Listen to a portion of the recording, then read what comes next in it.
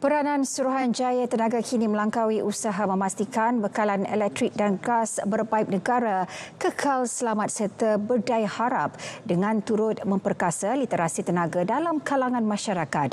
Usaha itu diterjemah menerusi Karnival Bijak Tenaga 2026 bersempena sambutan Jubli Perak Suruhanjaya Tenaga yang berlangsung di Stadium Indra Mulia, Ipoh.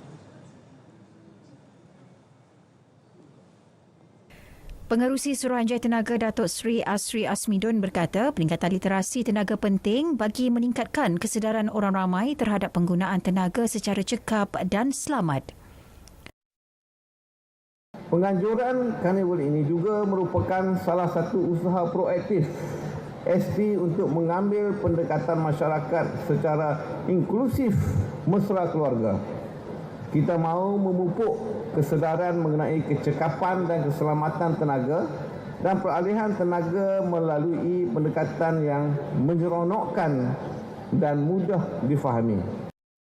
Kemuncak Karnival menyaksikan pengumuman pemenang pencarian Wira Bijak Tenaga 2026 pertandingan literasi tenaga kebangsaan bagi melahirkan generasi muda yang cerik tenaga. Usaha ni usaha bersama sekolah juga. Walaupun penyertaan ialah individu, tapi dia punya kerjasama tu kita nampak memang daripada keseluruhan warga sekolah yang mempunyai finalis tersebut.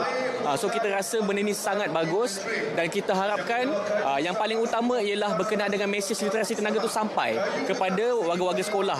Mesej saya ialah saya harap program ini akan dijalankan di masa hadapan juga supaya lebih ramai orang dapat meningkatkan kesedaran mereka tentang tenaga. Karnival Bijak Tenaga 2026 yang berlangsung selama 2 hari menampilkan pameran interaktif, kuis dan pelbagai aktiviti pendidikan berkaitan tenaga dengan sasaran kira-kira 5,000 pengunjung.